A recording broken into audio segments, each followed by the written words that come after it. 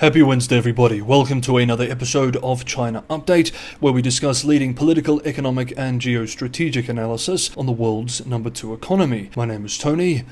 Let's jump in. And first up, the latest round of US-China trade talks concluded in Stockholm on yesterday, with both sides describing the discussions as constructive, though key decisions remain pending. Chinese negotiator Li Changgang told reporters the two sides had agreed to extend current trade truce, while US Treasury Secretary Scott Bessent cautioned that, quote, nothing is agreed until we speak with President Trump, end quote, who is expected to make a final call when briefed on Wednesday.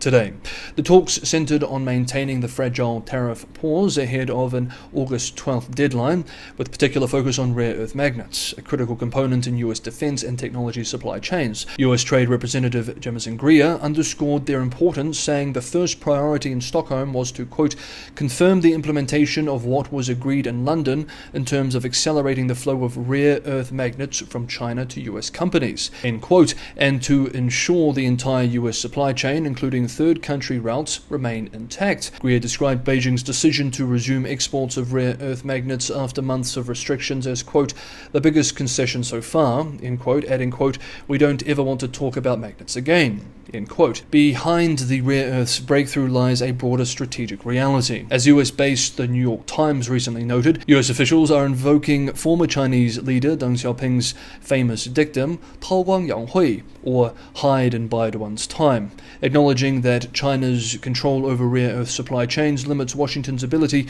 to take hardline positions against Beijing. Some Trump allies argue that this leverage has forced the administration to soften its stance, while critics contend that Treasury Secretary Bessent and Commerce Secretary Lutnick underestimated Beijing's position and left Trump, quote, poorly served, end quote, in the negotiations. Quote, they went full bore ahead with bad information and a less robust hand than they realized, end quote, one analyst told UK-based The Financial Times, for example, adding, quote, and ended up making Trump look weak while giving Xi a win he can tout domestically, end quote. While the US has huge leverage with its massive market, a market that China desperately needs to sell to, and control of advanced technologies like chips, China, in the short term at least, can inflict pain by choking access to rare earths.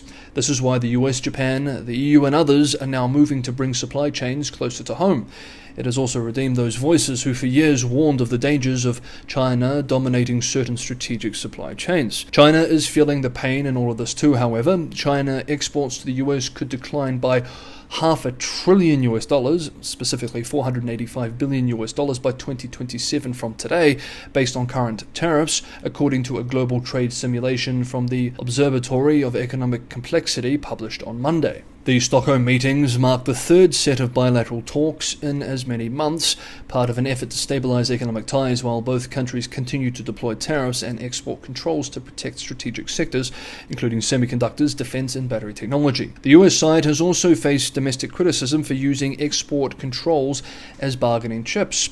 A letter from senior Democrats, including Senate Intelligence Vice Chair Warner and Minority Leader Schumer, accused the administration of, quote, sacrificing US national and economic security for illusory advantage in trade talks, end quote, after reports surfaced that restrictions on AI chips were paused to facilitate negotiations. In the background, both sides have also taken steps to lower political tensions. The US decision to deny Taiwanese President William Lai Ching-te a New York stopover this week, which we covered in yesterday's video, removed a potential flashpoint, while Washington also approved shipments of AI semiconductors previously blocked under export restrictions.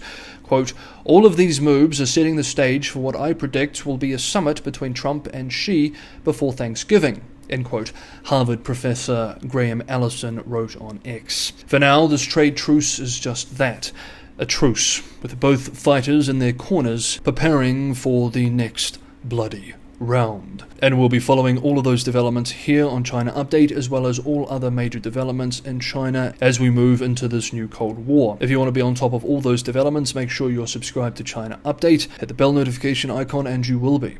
If you're getting some value from today's episode as well, it's also a huge help if you hit that like button, share with someone else who you think would get some value from it. For some reason, the last 2 months, YouTube has not been showing this channel to many new people, so sharing is a huge help for the channel too.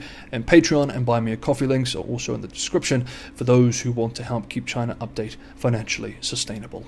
Thank you so much, everyone, for the amazing ongoing support. Next up, China's Shaolin Temple, long celebrated as a cradle of Kung Fu and Zen Buddhism, is facing one of its gravest scandals in its 1,500-year history, following the dramatic downfall of its abbot, Shi Yongxin. Once hailed as the CEO monk for turning the monastery into a global commercial powerhouse, Shi is under investigation for alleged embezzlement of temple funds, misappropriation of assets, and serious breaches of Buddhist discipline. In a statement issued late last week, the Shaolin Temple Management Office accused Shi of maintaining long-term relationships with multiple women and fathering illegitimate children, calling the actions, quote, extremely vile, end quote, and a severe blow to the Buddhist community's reputation. The Buddhist Association of China swiftly revoked his ordination, and an official document identifying him by his secular name, Liao Yingcheng, confirmed his removal from office. Shi was detained last Friday in Henan province after months of mounting scrutiny. Signs of Shi's fall began earlier this year when he was placed under an exit ban after returning from an overseas trip.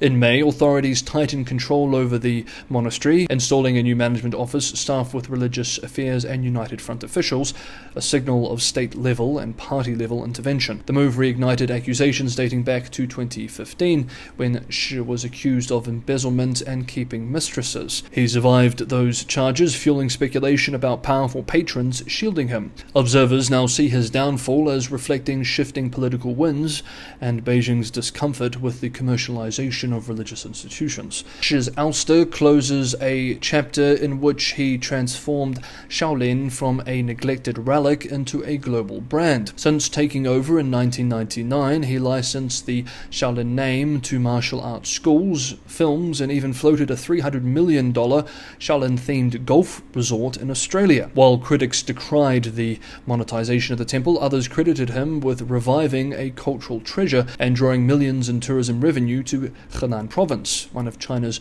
poorer majority Han provinces. The current probe has already impacted his empire. 5 of 8 companies tied directly to Shi have had their licenses revoked, and audits are underway across 17 related subsidiaries. In a rapid transition, Shi Yinle, abbot of the historic White Horse Temple in Luoyang, has been appointed as Shaolin's new abbot. His elevation followed formal approval by the monastic community and adherence to state religious regulations. The new abbot's close ties to the Buddhist Association and his appearance alongside General Secretary Xi Jinping during a May inspection of the White Horse Temple have prompted speculation that his selection was preordained. At the temple itself, the symbolic purge has begun. The former abbot's reception courtyard is sealed off, quote, for cultural relic preservation, end quote, and a stone celebrating Shi's leadership has been shrouded. For a monastery that has weathered the fall of dynasties, wars, and revolutions, the once unassailable abbot of Shaolin now stands as a cautionary tale of ambition undone by desire, greed, and scandal. Next up and finally for today, Hong Kong has issued a new round of national security arrest warrants and bounties targeting 15 overseas activists accused of establishing or participating in what is being called an alternative Hong Kong parliament outside the city. The move has drawn immediate condemnation from the United States, Canada, Australia, and Britain, which denounced the campaign as an unprecedented escalation of transnational repression. The latest list includes prominent figures such as Australian-based academic Feng Chong-yi, former journalist Sasha Gong, and activist Chan Lai-chun. Each of the 15 individuals now has a 200,000 Hong Kong dollar, 25,000 US dollar bounty for information leading to their arrest, while 4 previously listed activists, Elmer Yuan, Victor Ho, Jimmy Fock, and Tony Choi, remain subject to 1 million Hong Kong dollar rewards. The Hong Kong police allege that the, quote, Hong Kong Parliament set up abroad aims to subvert state power by promoting self-determination and drafting a Hong Kong constitution, end quote. Invoking Articles 37 and 38 of the Beijing-imposed national security law, Hong Kong authorities assert extraterritorial jurisdiction, claiming the law applies to any person regardless of residency or location if they commit offences, quote, against the Hong Kong SAR, end quote. A government spokesperson defended the action as necessary to, quote, prevent and suppress acts endangering national security, end quote, and rejected what it called, quote, smears with distorted facts from foreign governments, end quote. Western capitals, particularly in the Anglophone world, reacted sharply. The US State Department said the warrants represent, quote, a form of transnational repression, end quote, and vowed to defend Americans targeted under Hong Kong's law. Canada described the bounties as, quote, a deeply troubling escalation, end quote, while Australian Foreign Minister Penny Wong warned that the move undermines, quote, freedom of expression and assembly, essential to our democracy, end quote. British officials labelled it, quote, another example of transnational repression, end quote, calling on Hong Kong to withdraw the warrants. Among the most high-profile names is Dr. Fung Chong-yi, a University of Technology Sydney professor and Australian citizen since May, calling the bounty, quote, ridiculous, end quote. He argued the campaign underscores how Chinese authorities, quote, pursue regime critics to the ends of the earth, end quote. His inclusion has prompted calls in Australia for universities to sever academic ties with Chinese institutions until the bounty is rescinded.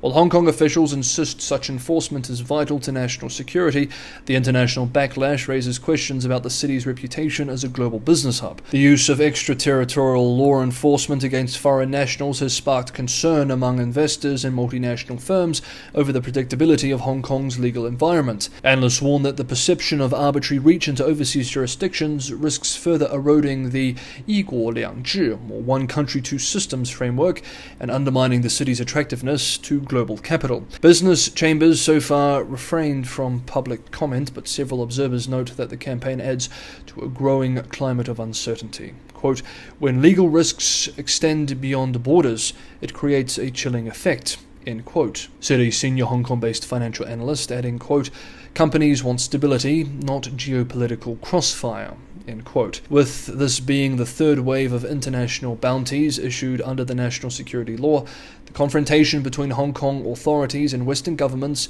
appears set to deepen. Whether such moves strengthen security or weaken confidence in Hong Kong's future as a financial centre remains an open and pressing question. Okay, that is today's episode of China Update. Thank you so much everybody for watching. Have a good Wednesday. There will be no episode tomorrow, so I will see you for the next episode on Friday.